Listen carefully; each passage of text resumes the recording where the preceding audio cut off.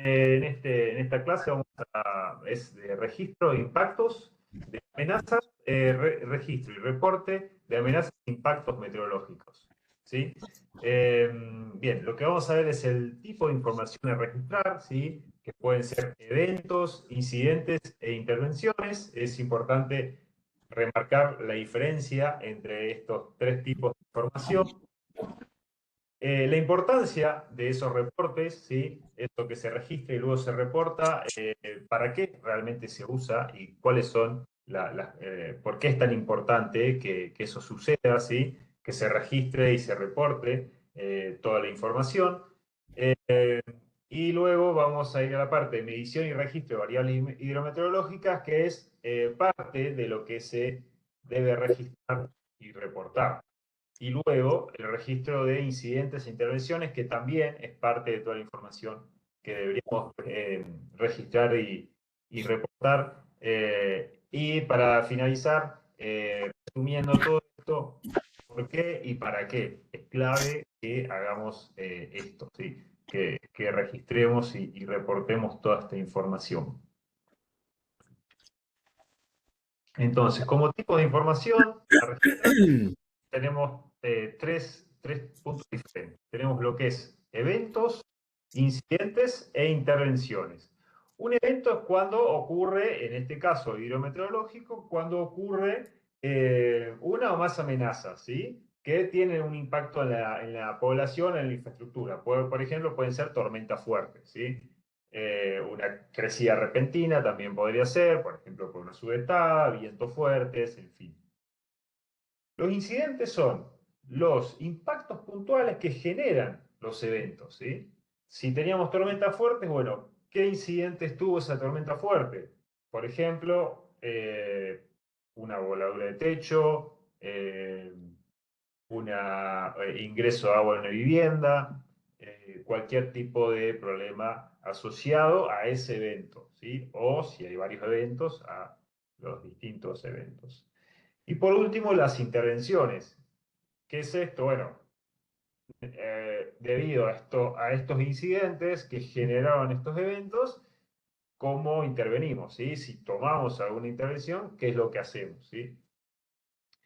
Cada punto de estos tiene ciertas características que tenemos que tener en cuenta a la hora de registrar cada tipo de información, tanto dentro de los eventos, como dentro de los incidentes, como dentro de las intervenciones. Hay maneras de registrarlo, maneras más eficientes de registrar esta información para luego poder utilizarla de la mejor manera posible. Entonces, dentro de eventos, como le decía, tenemos el tipo de evento, por ejemplo, si es hidrometeorológico, puede ser, no sé, lluvia fuerte, tormenta fuerte, viento fuerte. Caracterización del evento, no sé, tormentas fuertes con granizo, por ejemplo, podría ser.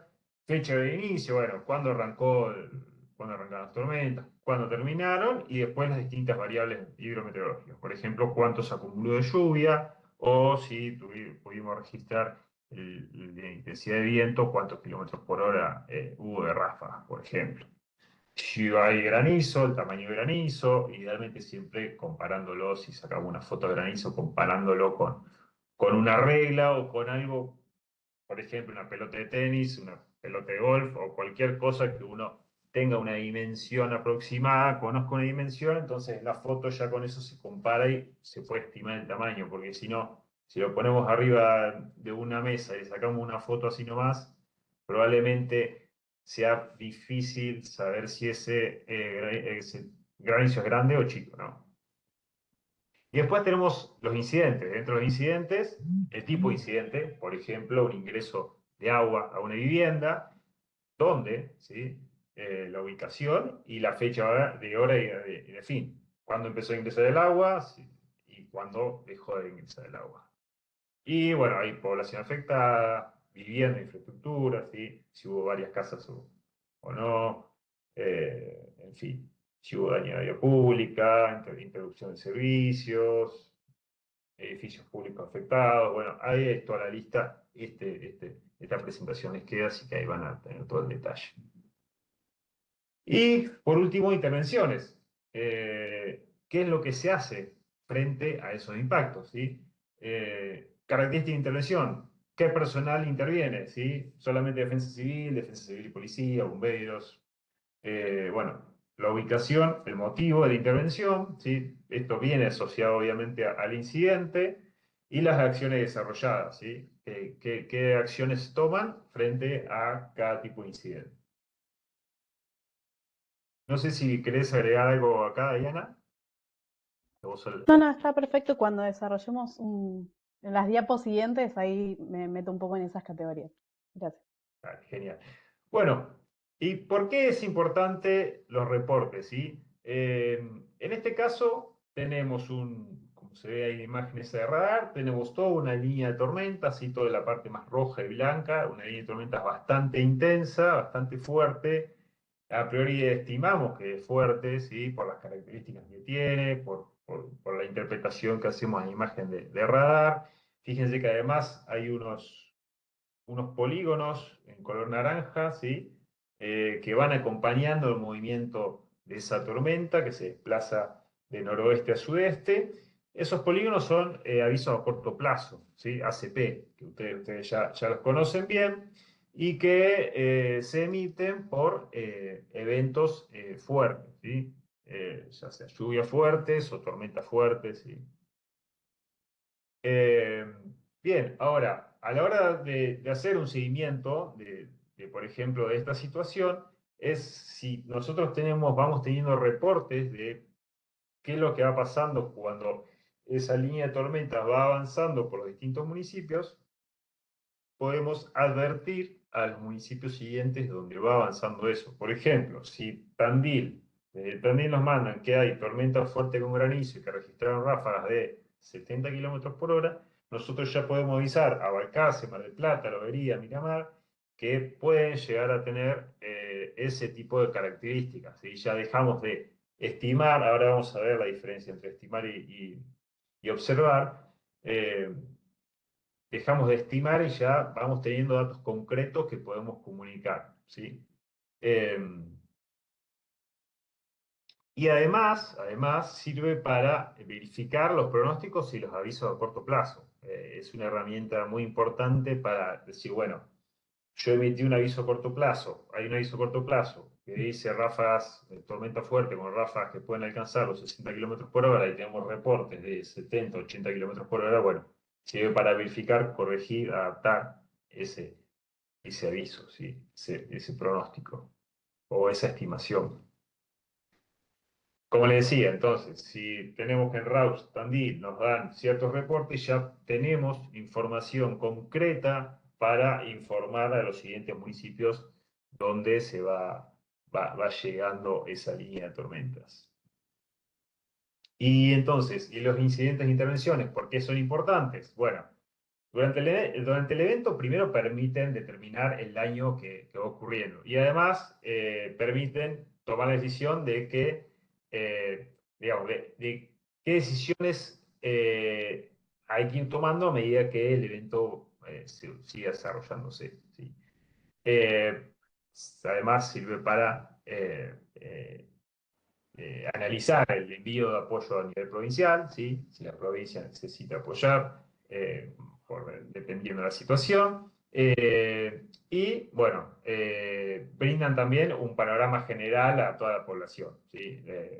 Perdón, brindan un panorama general respecto a todo lo que va ocurriendo relacionado con todo el evento, ¿sí? Eh, Qué población está afectada, la infraestructura afectada, los daños en vía pública, todo un pantallazo general de todo lo que va pasando, del evento, de los incidentes y cómo eso afectó. Bien, como le decía, entonces, si nosotros hacemos un pronóstico y luego tenemos reportes del evento, o de los incidentes, eh, podemos mejorar nuestro pronóstico, ya sea en el momento o para posteriores situaciones similares, ¿sí? No sé si vos querés agregar algo acá, Pablito. No, creo que se entendió la idea. Sí, el tema de esto, ahora vamos a hablar un poco más de lo que es una observación y lo que es una estimación. Nosotros tenemos aparatos, podemos hacer, mirar los modelos y hacer todo lo que es la simulación y calcular lo que nos parece que pasa el día siguiente. Como ya están todos, me imagino, en tema, cuanto más lejos del evento en cuestión que estamos pronosticando, más incertidumbre y más ambigüedades tiene el pronóstico porque estamos más lejos del caso real que suceda. Cuando nos vamos acercando al día del fenómeno, las cosas van tendiendo a converger a un panorama claro, pero así todo siguen siendo estimaciones de lo que se espera, ¿sí? Nunca terminamos de tener un número, siempre tenemos un rango de valores, porque aparte los fenómenos no son puntuales, y no son generales, sino que son puntuales, ¿sí? El granizo va en algún lado no.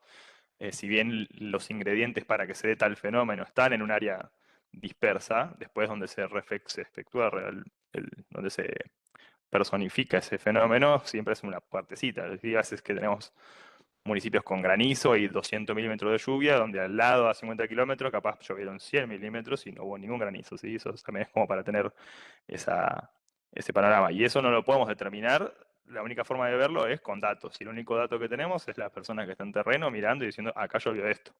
Entonces, en base a eso, es que nosotros hay como, la imagen es medio descriptiva, ¿no? Los engranajes con los reportes y la verificación de los pronósticos, ahí como que todo empieza a funcionar un poco más fluido y nosotros podemos dar panorama un poco más certero. Y ahí achicamos la mira y apuntamos a un solo lado. Bueno, de estas dos tormentas, esta alargó tanto la lluvia, esta no largó nada, desestimo o dejo de darle más importancia a esta tormenta y me enfoco en esta, que es la que realmente estuvo generando en este caminito donde viene caminando tanta agua, tanto granizo, porque me lo reportaron la gente que estuvo en terreno, ¿sí? Entonces eso ahí nos ayuda a afinar la mira. Por eso es un laburo siempre en conjunto de los dos, de los que pronosticamos y la gente que después recibe el impacto.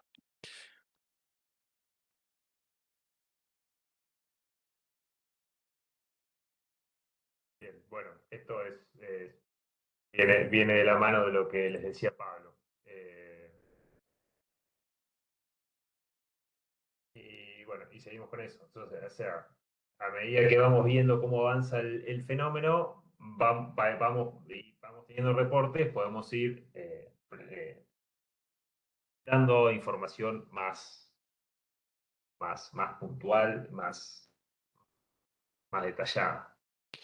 Sí, esto como para que siempre se llevan eso se dice mucho en nuestro rubro, que es el hecho, por más que tengamos los mejores aparatos y el mejor pronóstico, si después el usuario que lo recibe no lo entiende o no sabe cómo actuar frente al pronóstico que le mandamos, no importa cuánta tecnología tenga ni qué tan bueno sea el pronóstico, si el que lo recibe no lo entendió, no sirve para nada.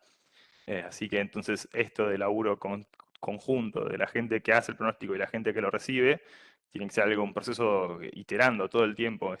Después de cada evento, siempre laburarlo así. Durante el evento, reportame si podés, si tenés tiempo, si tenés personal disponible. Che, me cayeron tantos árboles, sí, se me cayó tanta agua. Así yo puedo laburar en el momento y te voy mejorando la información. Después del evento también se hace toda la recopilación y toda esa información a nosotros nos sirve para afinar la mira y después ir mejorando la calidad de la información y cómo el paquete se los vamos armando a ustedes para decirles las cosas que les sirven y no les decimos cosas que no tienen sentido para no generar ese ruido. Entonces le decimos, bueno, va a pasar esto y por lo general en este municipio empieza a suceder esto cuando llueve tanta cantidad de agua. Y ahí como que el pronóstico empieza a modificarse de te va a caer tanta agua, que es lo que estamos haciendo ahora, a en un futuro que es a donde queremos tender, que es esta agua que te cae te va a generar este impacto. Esa es como el final del arco iris. Cuando tengamos toda la información detallada de cómo afecta tanta cantidad de agua en todos los puntos de la provincia, dado los reportes que nos manden, con eso vamos a poder evolucionar el pronóstico a la parte de que es el impacto. Esta agua a vos te genera esto. Entonces ahí ya tenés una información extra que a vos te permite actuar con más tiempo y ahí es cuando la cadena termina de cerrar. Eso es a lo que tendremos que llegar en un futuro.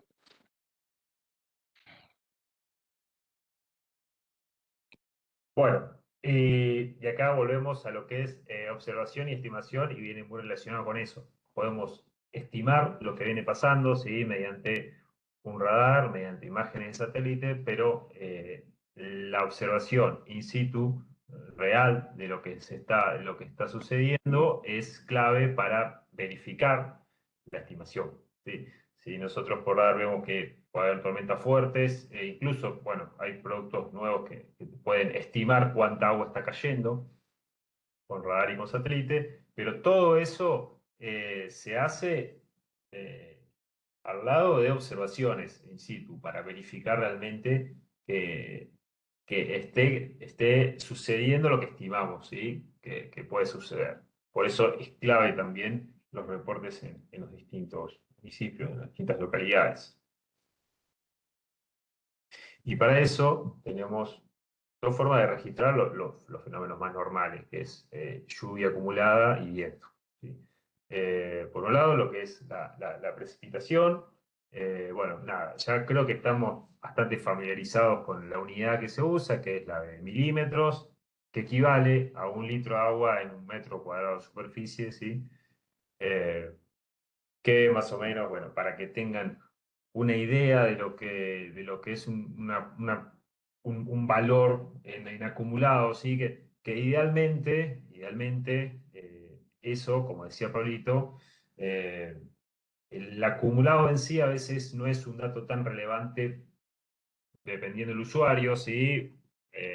Ustedes seguramente ya tienen noción de si le hablamos de 40 milímetros en 1 hora, ya en su cabeza ya saben qué es lo que puede llegar a pasar en su localidad. Pero el usuario general que recibe una alerta con 60 milímetros posiblemente no sepa bien si eso es suficiente o no y qué es lo que tiene que hacer en esa situación. Entonces, tal vez a veces el valor en sí, así aislado, no es suficiente, dependiendo a quién le llega esa información. Para que tenga una idea, 30 milímetros de agua acumulada equivale a 4 piletas domiciliarias de buen tamaño. ¿Sí? Eso es lo que, por ejemplo, puede caer de ahora a 1 hora de lluvias fuertes. Y bueno, así muy rápido, los instrumentos que se suelen utilizar para medir la lluvia, ¿sí? Son los pluviómetros, que básicamente es un tacho, que puede ser simplemente un tacho donde haya una regla y uno vaya midiendo lo que se va acumulando, ¿sí? O puede ser un sistema ya más automático donde adentro de ese tacho haya un sistema electrónico que va midiendo cada 1 minuto, cada 5 minutos, cada 10 minutos cuánto se va acumulando. Eso en general ya viene asociado a estaciones automáticas, pero suficiente con un tacho con una buena regla que uno pueda ir viendo al menos 1 vez por hora, 1 vez cada media hora, dependiendo si son lluvias muy fuertes o no, ya es más que suficiente, ¿no? Están los pluviógrafos que, bueno, a medida que se va acumulando el agua, por un sistema van dibujando en un papel la cantidad de milímetros que se van acumulando, ¿sí? Estaciones automáticas, que como les decía, registran todo automáticamente por sistema electrónico, y los telespluviómetros, que son básicamente como estaciones automáticas, pero que solamente miden la precipitación. Acá, en la estación automática convencional, uno puede medir la temperatura, el viento, que es la tercera figura, la presión, bueno, obviamente la precipitación. En cambio, en un telepluviómetro solamente mide la precipitación. Funciona en general con energía solar y eso lo emiten por algún tipo de señal, que puede ser por teléfono o por internet, dependiendo de la zona, y van pasando el registro cada 2 minutos, 5 minutos, 10 minutos. Bueno, además de tener instrumento para medirlo, por ahí hay que tener algunas consideraciones a la hora de dónde ponerlo, porque eso puede llegar a tener cierto impacto en lo que registramos. Eh, por ejemplo, si lo ponemos al lado de un árbol o debajo cerca de una canaleta o cerca de una chapa que puede incrementar de manera significativa el agua que realmente vaya cayendo desde la nube, puede llegar a ser un problema. O si lo ponemos muy cerca del piso y el agua, la lluvia que va cayendo en los costados va salpicando y también va acumulando, bueno, eso acarrea ciertos errores que, dependiendo del caso donde se instale, puede ser significativo. Lo mismo pasa con el viento. Hay cierta información para decir, bueno, dónde exactamente debería ir colocado. Bueno, sí, tenemos pues, algunos árboles o casas, algo que interfiera, y dependiendo de la altura, bueno, nosotros tenemos que ponerlo a tal distancia de eso para que la precipitación acumulada sea la correcta. Las variaciones, si nos ponemos muy estrictos, las variaciones, dependiendo del uso que se le vaya a dar, pueden ser significativas o no.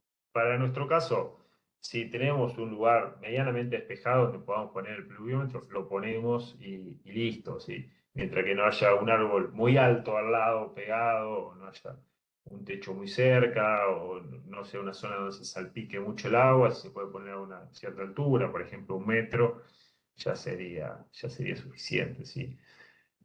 Lo mismo con el viento.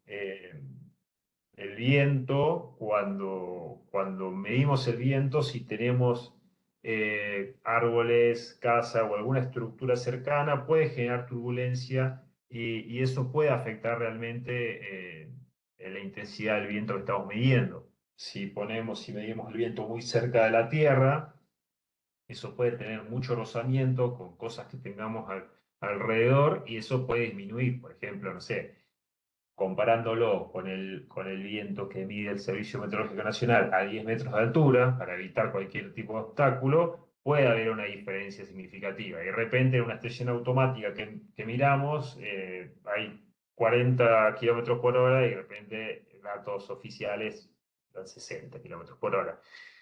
En los casos más, en las diferencias más grandes. Por eso, las estaciones automáticas suelen, el dato de viento, sobre todo el de viento, el de precipitación no, el de lluvia acumulada no, pero el de viento es un dato medio sensible que hay que ver un poco mejor dónde está emplazado. Es un poco más sensible dónde se ubica y los obstáculos que tiene alrededor. No tanto así la lluvia, ¿sí? El acumulado, el pluviómetro. Bueno, y estos son algunos ejemplos de lo que puede pasar, como les decía, si tenemos, por ejemplo, acá el pluviómetro y tenemos un árbol grande, ese árbol, el viento va moviéndose, ¿sí? De izquierda a derecha, cruza ese árbol, genera una turbulencia y eso puede hacer que parte de las gotas que iban cayendo las arrastre y las corra de la dirección que iban hacia el pluviómetro y eso cambie la medida de lo que hubiera sido si no hubiéramos tenido obstáculos. Ahora bien, dicho eso, volvemos a lo mismo. Dependiendo para qué realmente se vaya a utilizar ese dato, si es para una investigación, que necesitamos un detalle muy preciso de la cantidad de agua que cayó, es una cosa. Ahora, si estamos utilizándolo para analizar los distintos tipos de impactos según la cantidad de agua acumulada en eventos, bueno, tal vez no es tan relevante un 2 o un 10% de error, ¿sí? Si cayeron 30 milímetros o cayeron 33 milímetros, no va a ser la diferencia. ¿Sí? Entonces, bueno, como le decíamos, tal vez simplemente evitando ponerlo muy a reparo de cosas o algo así es suficiente para una medición correcta de la lluvia. Ahí me hace que te agrego ahí un dato.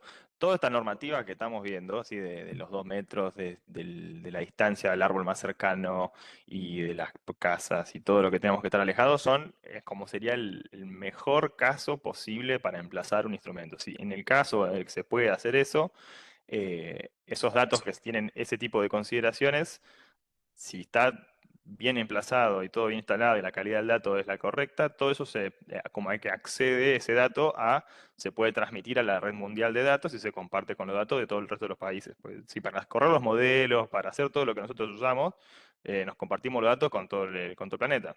Entonces los datos se toman a cierta hora, en general las estaciones miden hora por hora, las convencionales, ¿no? Estamos hablando acá de otra cosa, pero eh, todos los datos que se miden tienen ese mismo consideración a la hora del emplazamiento del instrumento. Todo se hace de la misma manera para que después, cuando va el observador a mirar el dato, lo haga de una manera particular y lo transmita a una hora determinada para que eso después entre a la red.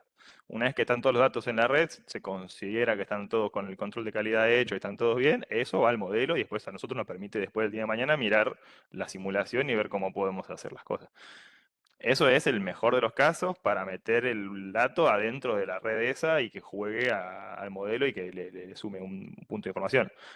En el momento de la tormenta, de un tiempo severo, que estamos a las corridas, que estamos a las apuradas, cualquier dato más o menos bueno, esta diferencia que estamos viendo acá, que son porcentajes entre 2 y 10%, si me mide 50 milímetros, donde era 55, la verdad que a los fines prácticos nuestros, en el momento del aviso, no nos cambia, porque nosotros ya tenemos más o menos un panorama. Y aparte, con muchos datos juntos, por más que estén un poco mal, un poco bien, por cantidad de datos, medio que podés hacer un promedio y decís, bueno, más o menos está lloviendo esta cantidad de agua. Ya ese dato nos sirve, no hace falta que sea siempre pristino y que esté puesto en el mejor lugar posible.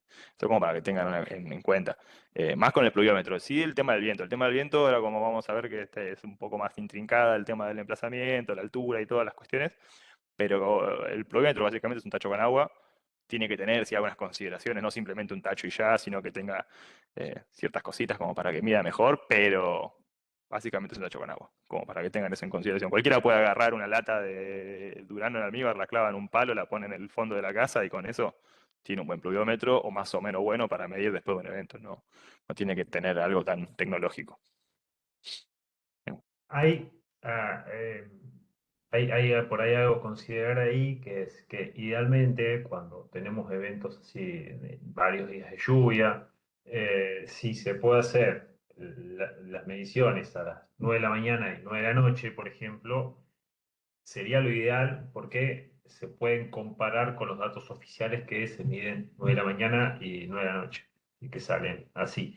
Eh, Eso, en el caso ideal, que se pueda, ¿no? Siempre que se pueda, eso sería lo más recomendable. O si tenemos un evento corto, bueno, directamente, bueno, se acumularon 30 milímetros en 40 minutos. Bueno, listo, perfecto, suficiente.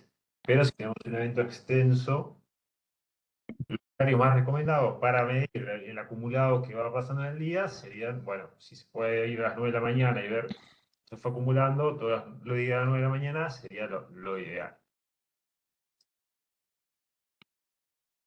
Eh, bueno, entonces, el viento, digamos, viento en superficie, se considera viento horizontal, que va cerca a la superficie.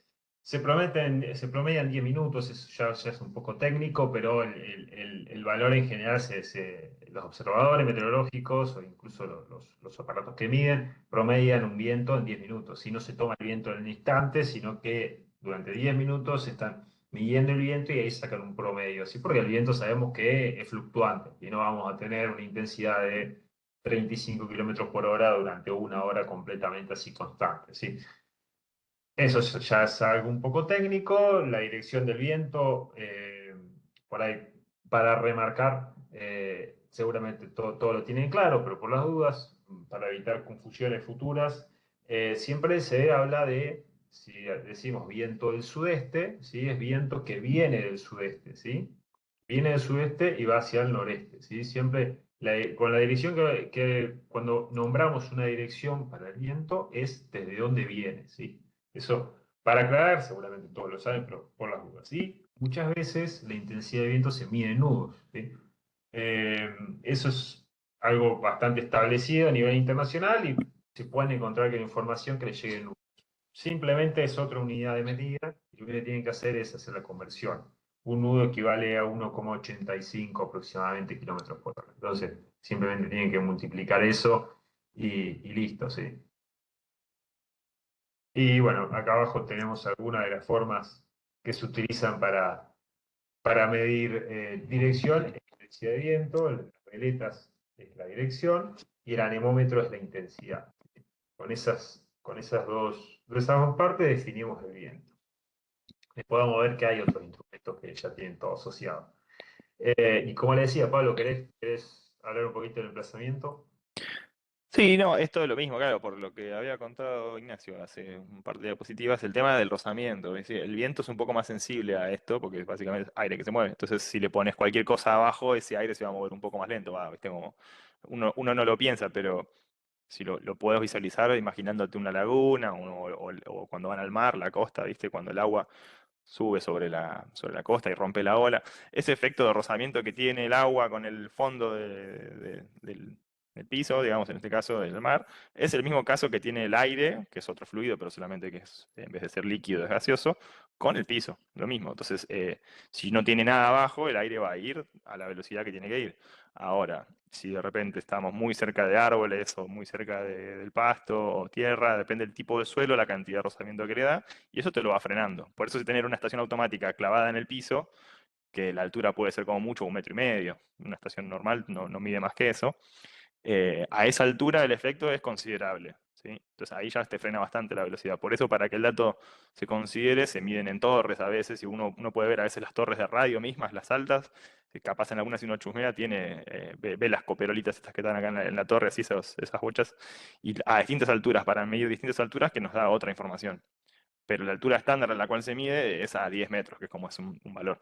Lo mismo, nadie tiene un palo justo para poner a 10 metros. Si uno tiene la estación automática, la clava donde la puede clavar y ese es el dato que se tiene y bueno, se usará. Pero para que sea el dato eh, lo más libre de interferencia posible para que entre en la red, se considera 10 metros. Y lo mismo, que esté en terreno abierto, que nada lo frene, básicamente, porque si no ya metes otros efectos que no querés.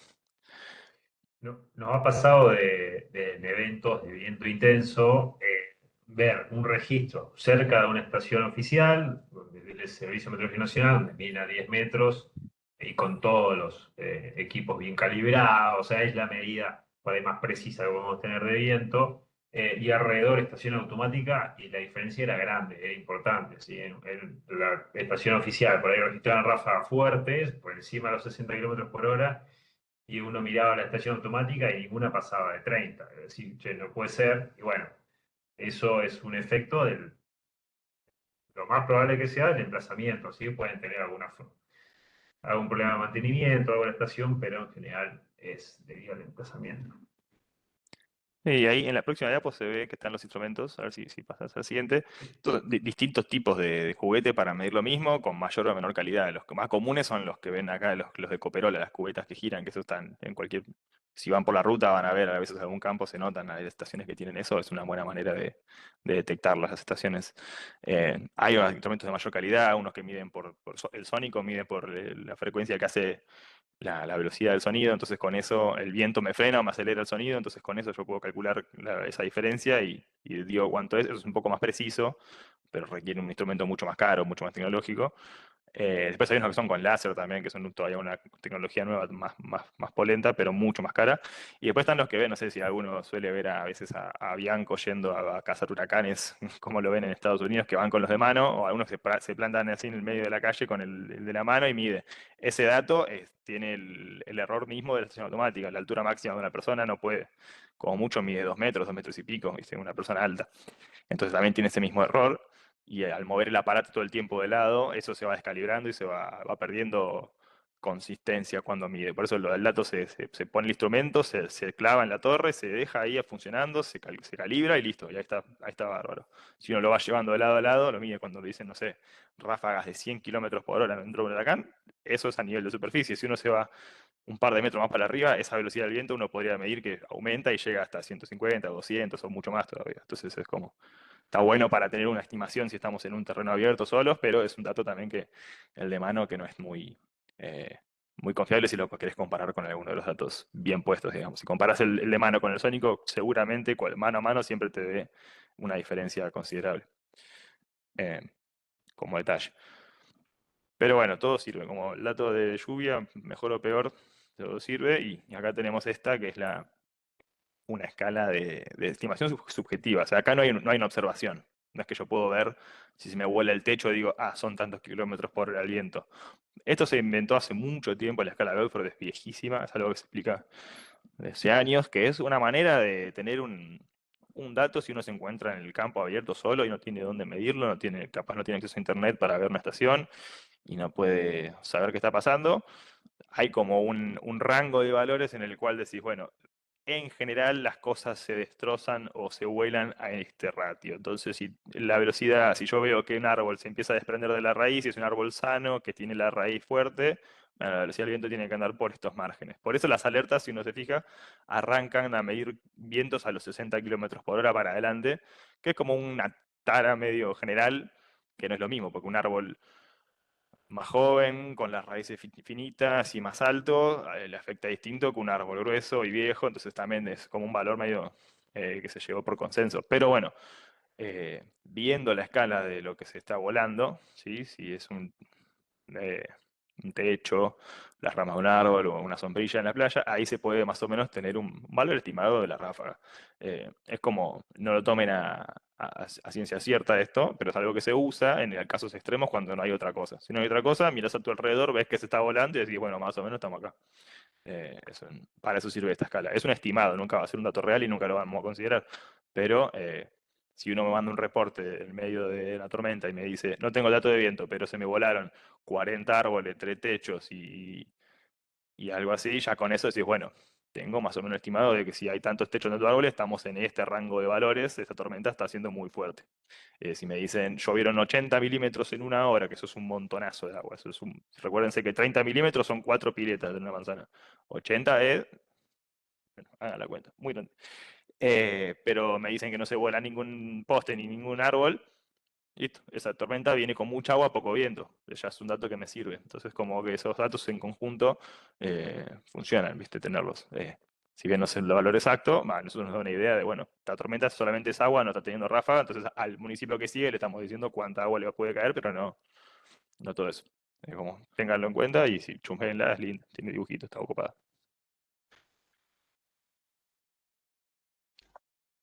Bueno, Dale.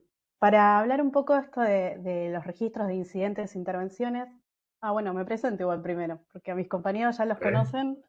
Mi nombre es Dayana, soy parte también del equipo de la Dirección Provincial de Riesgos y Emergencias.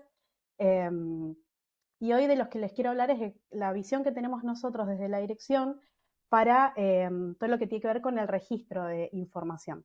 Sí, recién decía Pablo, ¿no? Esto de que, bueno, la tormenta puede haber estado cargado más o menos de agua o de viento y cómo podemos ver esto en territorio. Y en general lo vamos a ver a partir del impacto que deja. Cuando empezamos esta charla que hablábamos de incidentes, decíamos, bueno, un evento va a pasar por nuestro territorio y va a dejar algo. Ese algo que va a dejar va a ser un impacto que lo vamos a cuantificar de alguna manera en los daños que vamos a ir relevando. Y esos daños los vamos a ir viendo durante el evento y en el post-evento.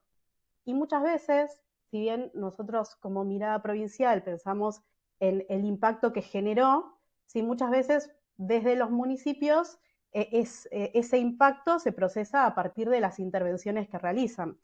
Porque muchas veces ustedes nos cuentan que reciben denuncias de los vecinos y demás, no sé, un vecino que dice se está por caer el árbol, se cayeron las luminarias, está subiendo el nivel del arroyo, desbordó el arroyo, etcétera.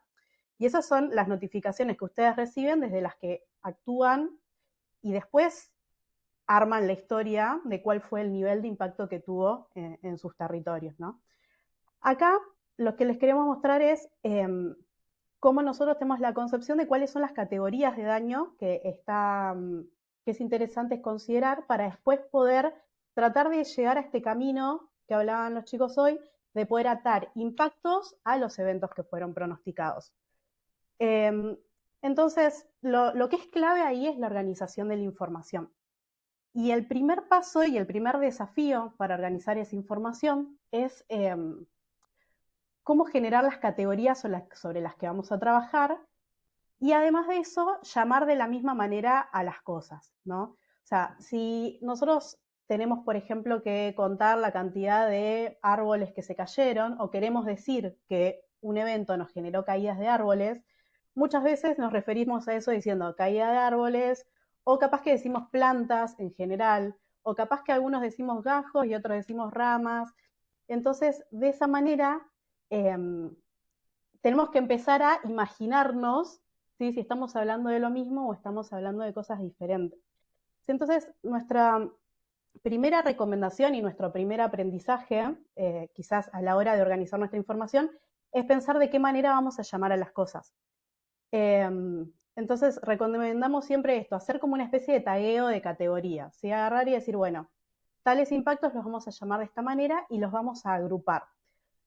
¿Por qué agrupar? Porque no es lo mismo estar hablando de eventos que nos están generando, por ejemplo, voladuras de techos, y que esas voladuras de techos nos afectaron a 30 viviendas, ¿sí?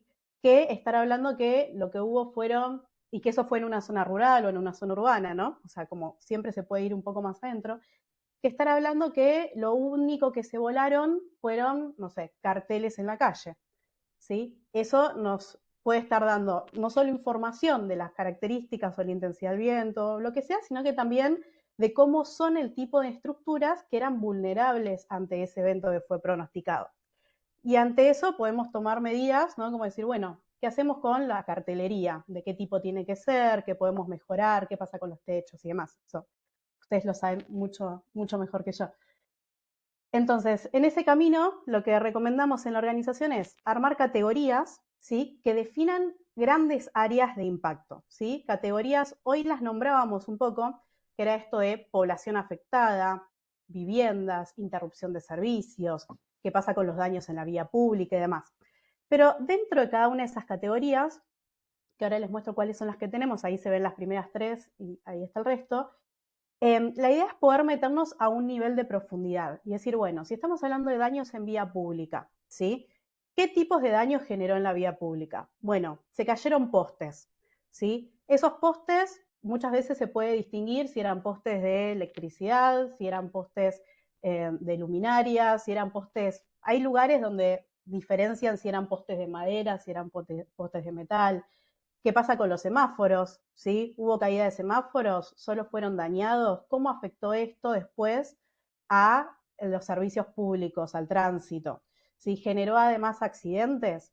O sea, tener esa información separada en categorías y poder cuantificarlas, ¿sí? Decir cuántos postes se cayeron, o incluso, si quisiéramos ir en un nivel de zoom más allá, podríamos decir, bueno, y estuvieron ubicados en estos lugares y muchos de ustedes lo que hacen es georreferencia los daños, ¿no? Nos han compartido muchas veces mapas en My Maps, por ejemplo, donde dicen, bueno, se cayeron un montón de semáforos y estas eran las ubicaciones, ¿sí? Y de alguna manera pasa mucho con el agua también, ¿no? Particularmente yo soy geóloga y la mirada que tengo, o sea, mis compañeros ahí trabajan con la atmósfera, ¿no? Bueno, nosotros desde la mirada de la geología trabajamos con qué pasa un poco con el agua una vez que toca el suelo, ¿no? Que es donde interactúa con la vida de las personas. Y ahí es bueno, si de repente si hubo anegamientos y eso afectó a un barrio y tenés todos los puntitos del tipo de calles que se cortaron, las viviendas que tuvieron 30 centímetros de agua versus las que tuvieron cerca de 1 metro y demás, puedes ir ligando ese territorio y decir, bueno, este barrio tenía una mayor vulnerabilidad por tal y tal motivo, ¿sí? Además, ¿sí? De lo que tenía que ver con las variables hidrometeorológicas y los daños generales, sino que atarlos a condiciones del terreno, o sea, nos ayuda a seguir viendo cómo es el lugar en el que hacemos los distintos usos de suelo, ¿no? Ahí lo que estamos viendo ahora son un par de categorías, ¿sí? Son 5 en total, si mal no recuerdo. Sí. Tenemos la de daños en vía pública, edificios públicos afectados, interrupción de servicios, población afectadas y vivienda, que son las que nosotros solemos recomendar para trabajar. El nivel de detalle depende de las necesidades y de las posibilidades de cada uno de los grupos de trabajo. Muchas veces lo que se está sumando o lo que nos vienen sumando además de las categorías habituales es la mirada quizás un poco censal de ver cómo eran las poblaciones que fueron afectadas, ¿sí? Esto de que se empiece a incorporar la mirada de, bueno, hubo personas con discapacidad, se habilitaron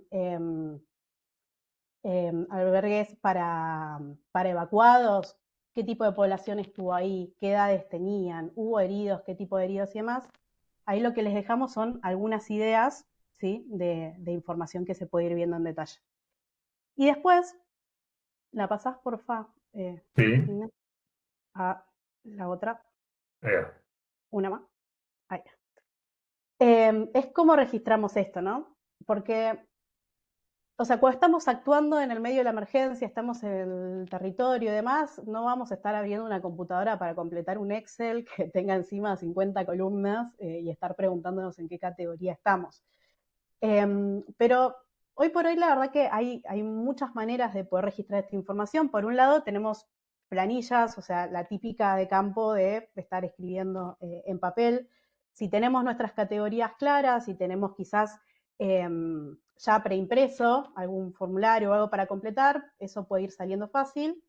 Después, nuestra preferida quizás muchas veces termina siendo el celular, porque lo usamos para absolutamente todo.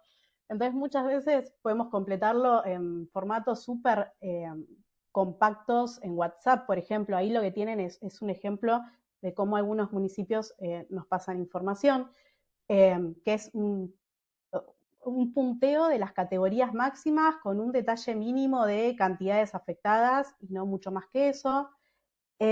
También lo que trabajamos nosotros mucho, que ahí no pusimos una imagen, pero es nuestra preferida en este momento, que es una combinación entre Google Forms, que todos lo deben haber usado en algún momento para llenar una encuesta, además, que Google Forms lo que tiene de bueno es que uno puede hacer preguntas, ir generando un mínimo nivel de condicionantes, por ejemplo, si dice que hubo población afectada, mostrame estas categorías, y que eso te lo recopila solo en un Excel, en un Google Sheets.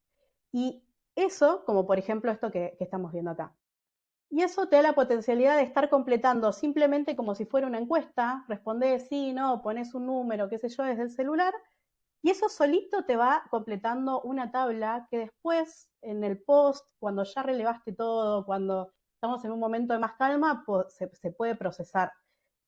Y es súper importante tener toda esta información junta en un solo lugar, que tenga categorías que están relacionadas entre sí, para que ustedes después puedan hacer ese análisis de decir, bueno, ¿qué es lo que dejó este evento en mi localidad, en mi municipio, en los barrios que lo componen? ¿Qué barrio fue más afectado? ¿Por qué será que ese barrio fue más afectado? ¿Sí? ¿Qué medidas podemos tomar? Y además de eso, que acá el título dice todo, registro de incidentes, además de eso, lo que venimos hablando desde el inicio de esta charla, poder compartir, ¿sí? En el durante y en el post también, cómo es este relevamiento de qué impacto terminó dejando el evento en nuestro lugar. Con respecto a todo esto, si ustedes quieren, o compartirnos y contarnos cuál es su mirada de trabajo, seguramente ustedes tienen sus propias metodologías y de alguna manera lo deben estar registrando todo. Si quieren compartirnos eso después, o si quieren que nosotros les compartamos las planillas o los forms que usamos y demás, podemos seguir conversándolo y cualquier otra cosa adicional se puede ir subiendo al campus. ¿Sí?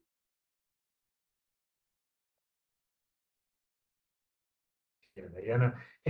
Consultas que quieran ir haciendo pueden mandarlas por el chat o pueden esperar y al final abrimos ahí una parte de consultas, ¿sí? Incluso si hay alguna ahora en el momento, también pueden abrir el micrófono y preguntar, ¿sí? No duden en hacer eso. Bueno, reportes entonces post-evento para verificación y mejora del pronóstico. Palito, ¿querés? Sí. Bueno, y esto como medio ya cerrando el cuento, ya nos quedan las últimas dos diapositivas y cerramos. Con todo lo que venimos viendo, esto es como para tener un ejemplo de esta dinámica de trabajo puesta en acción en un servicio meteorológico que es un poco más desarrollado que el nuestro, que son los japoneses, ¿sí? Como para tener acá un caso.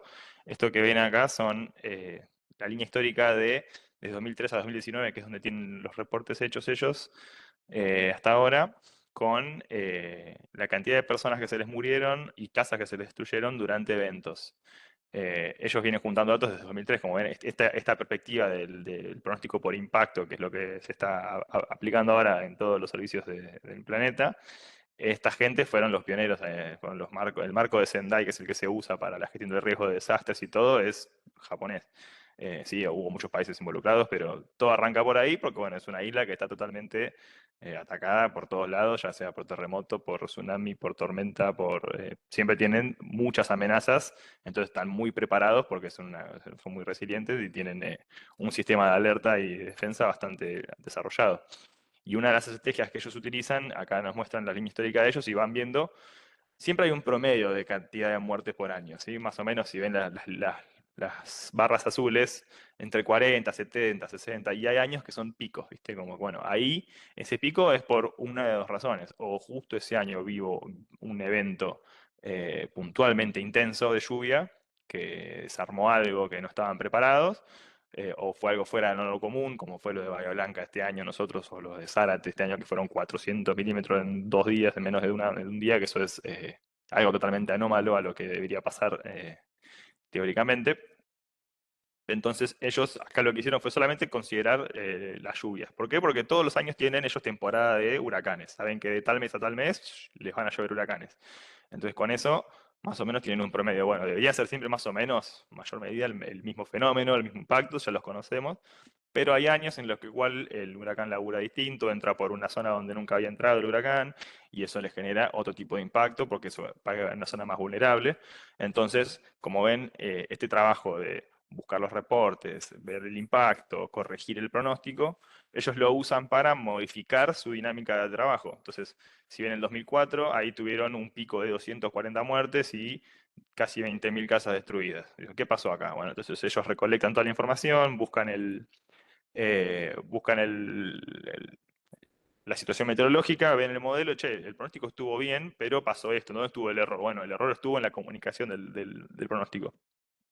¿Dónde estuvo el error? En cómo distribuimos los recursos para evacuar a ciertas personas. ¿Cómo estuvo el error? En el después, bueno, ¿cómo estuvo? Y entonces, haciendo ese tipo de ejercicios, fueron toqueteando el año a año de su proceso, entonces a lo que es hoy, que son uno de los mejores en esto. Pero sí, todos, fíjense, en 2018 volvieron a tener otro super evento de 290 muertes y casi 40.000 casas destruidas. Bueno, entonces ellos constantemente iteran su proceso y van mejorando la manera en la cual comunican. Eso es lo que están logrando ahora, que es medio lo que hacemos nosotros. El Servicio Meteorológico Nacional en Argentina no hacía este tipo de equipos de 4 personas trabajando en una provincia puntual, trabajando directamente con la defensa civil y con los municipios explicando situaciones. Esto es algo nuevo que arrancamos nosotros, que viene inspirado en esta gente. Necesitamos que el mensaje llegue de una manera más codificada para un usuario puntual, no para la gente en general, sino para la gente de respuesta. Entonces, por eso la subsecretaría de Riesgo de Emergencias hace este tipo de pronósticos de esta manera, porque les llega a ustedes de esta forma y lo van a entender. Capaz si reciben solo el PDF de la alerta, como lo venían haciendo hace años, no es tan clara qué acción hay que tomar y en qué hora va a venir el evento. En cambio, nosotros hacemos esto que si es una alerta de un nivel mayor, se hace un Zoom con ustedes, se charla, se desglosa por horas, se desglosa por sectores, en esta parte sucede esta cosa, en esta parte debería suceder esta otra. Después hay que ajustar, obviamente, no es perfecto el proceso, pero ya es un avance de lo que venía haciendo hace 3 años atrás. Y esto en 3 años más para adelante, con los reportes que nos vayan mandando, en el caso en el que esto funcione, la cosa se va a ir aceitando cada vez más y cada vez va a ser más customizado a las necesidades de cada intendencia, de cada municipio, y en un punto vamos a tener la provincia diagramada con un mapa de vulnerabilidad donde nosotros vamos a saber qué va a pasar en cada sector. Ese sería el caso ideal a futuro, lo que habíamos charlando. Pero la única manera de llegar a eso es recolectar los datos los eventos que nos vinieron pasando y modificar eso. Y así fue como ellos en Japón fueron modificando las cosas y hoy son considerados uno de los mejores en este tipo de pronósticos. Entonces, bueno, como para que tengan un ejemplo de no solo es acá que nos pasa estas cosas, que pasa a todos lados, y la postura es, bueno, no enojarse frente a una falsa alarma o a un error en un pronóstico, sino aprender de eso, buscar una manera de mejorarlo y que mañana cuando hagamos otro pronóstico atajemos a las cosas que nos pifiamos a la última vuelta y estemos todos laburando como un equipo más unido y comuniquemos mejor la información.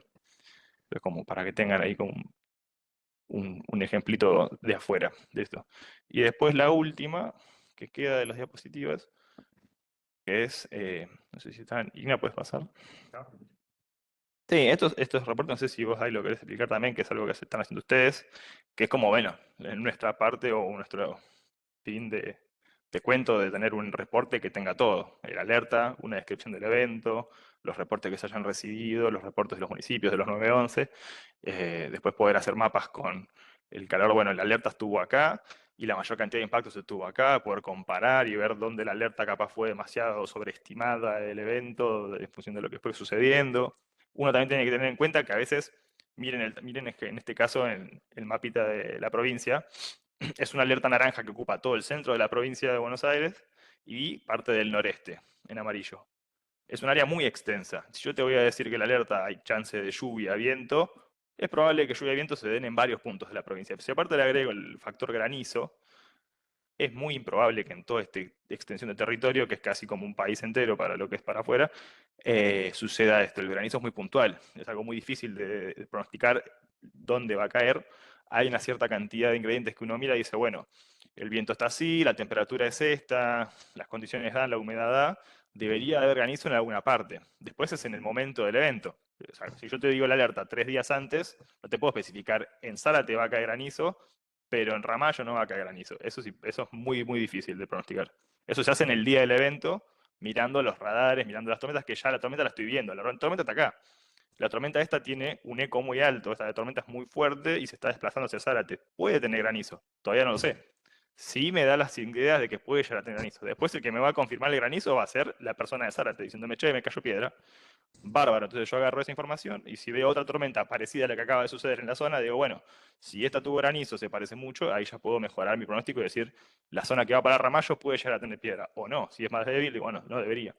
Entonces esa es la forma en la cual se labura, ¿sí? Pero como hay que tener en cuenta que hay eventos, uno ve un mapa de calor capaz y de decir, bueno, che, pero el alerta era esto, y los impactos fueron 3 puntos nomás. Puede pasar, pero puede pasar por dos casos. Uno, porque es un fenómeno muy puntual, u otro es porque no hay suficientes reportes. Estamos como intentando pescar con el colador con muchos agujeros. A veces fenómenos como la lluvia es más fácil de levantar porque, bueno, un pluviómetro, un tacho, hay muchos lados. En la provincia en general hay muchos puntos no oficiales que miden precipitación. Entonces es más fácil enganchar el dato de lluvia o el dato de viento. Ahora, engancharle el dato de piedra o el dato de un tornado, que un tornado dura de 1 a 5 minutos, 10, en el caso de los más severos, tiene que haber una persona mirando en ese momento y decir, che, acá está. Por eso usamos redes sociales y los reportes de ustedes como para sumar. Pero en ese caso, a veces cuando uno ve el informe post evento, dice, che, dijeron granizo en todo este cacho, pero hubo 3 puntos de granizo. Eso ya es un éxito para nosotros porque decís, bueno, en algún lado cayó, lo enganchamos. A futuro hay que seguir mejorando, pero necesitamos más puntos de observación. Para que tengan otro caso de Japón, como otro ejemplo, nosotros en todo el país medimos estaciones convencionales en toda Argentina, desde La Quiaca hasta Base Marambio, hasta Base Esperanza, ahí en Antártida. Tenemos 125 datos oficiales en todo el país. Y somos el 8º país más extenso de todo el planeta. Japón, que es una isla chiquitita, tienen 10.000 datos de pluviómetro en esa isla. Son 2 órdenes, 3 órdenes de magnitud mayor. Entonces la diferencia de lo que estás buscando es muy amplia. ¿Sí? Como para que te hagan un ejemplo, esto hay que mejorarlo. ¿Sí? Las redes sociales nos sirven y esto, entonces la manera en la que podemos laburar ahora sin gastar plata, porque no tenemos para poner instrumento en todo el país, y si lo ponemos después hay que hacer todo otro trabajo de mantener la red de los datos, ir a calibrar las informaciones, que ese dato vaya a la computadora, que funcione de una manera, que se transmita, todo eso es plata aparte. Uno piensa que capaz es comprar el instrumento y ya está, ¿no? Comprar el instrumento e instalarlo es la primera parte del problema. Después tenés que hacer toda la parte del mantenimiento, que eso es para siempre. Entonces, pasar de 100 a 10.000 es un laburo titánico que va a requerir años. Lo que se puede hacer ahora con lo que tenemos es la gente que está en terreno. Entonces, si yo tengo una estación automática en mi municipio, me sirve. Si yo tengo una persona mirando en el alerta, che, hubo piedra, eso no sirve, eso ya es un dato. Y si es un dato de alguno de ustedes que labura en esto, se considera un dato como mayor confianza porque es una persona que está en el terreno y labura en gestión de riesgo. Entonces, es un dato confiable, no es una persona X que está en la casa y me tuiteó, estoy tirado en la cama, escucho lluvia fuerte, uy, granizo me parece. No es una persona que se levantó, salió afuera, le sacó una foto y la mandó. No es alguien que está en el terreno yendo a rescatar a alguien diciendo, che, está cayendo piedra porque la estoy viendo. Entonces, como que ahí el reporte tiene otro tipo de niveles de calidad, digamos. Entonces, lo que podemos hacer ahora con lo que tenemos es mejorar esta comunicación entre nosotros y ustedes en los municipios y que nos vayamos pasando la información y que esto vaya mejorando. Y ahí, como tenemos los engranajes, a medida que más verificación tengamos, mejor van a funcionar los pronósticos, mejor va a ser la información y cada vez vamos a comunicar más fluido entre nosotros. Creo que ese es como el punto clave de la clase esta que queremos que se queden. No sé si quieren Sí, seguir y sumando. un breve comentario más, que justamente eso es lo que puede hacer la diferencia entre la magnitud de los daños que vamos a ver. O sea, si los daños que va a dejarnos un evento después de que tenemos información y vamos conociendo cómo se comporta nuestro territorio y demás ante determinado evento, bueno, ¿cuál va a ser el saldo que deje el paso de ese evento en nuestro lugar?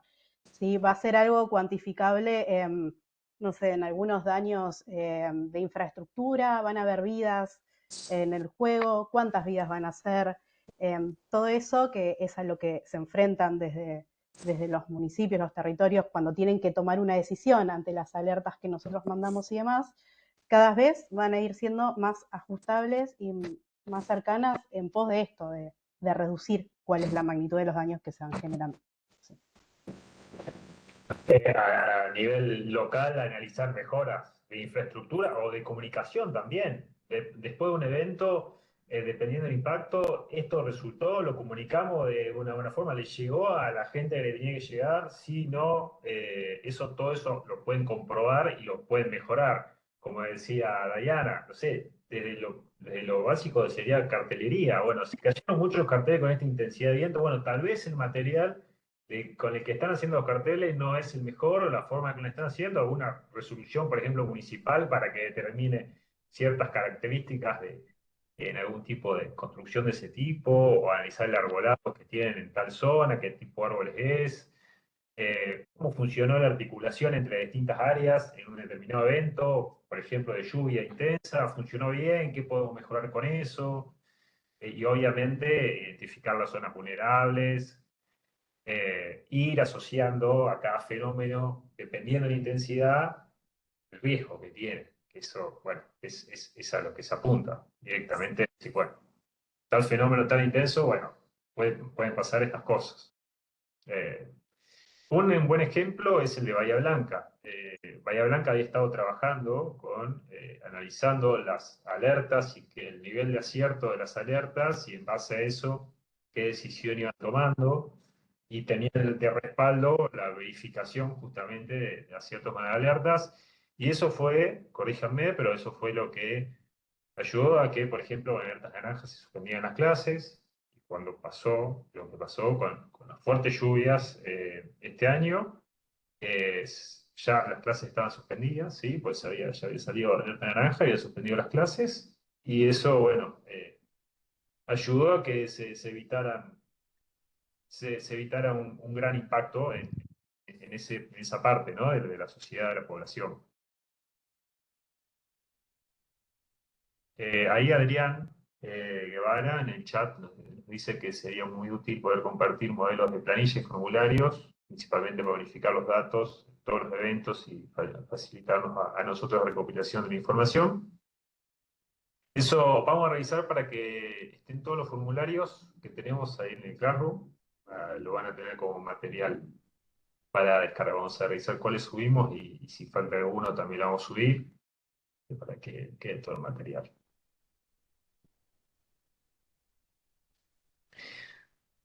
¿Tienen más consultas? Pueden abrir el micrófono. Ya ahora pasamos a la parte de preguntas, así que pueden escribirnos en el chat o directamente abrir el micrófono.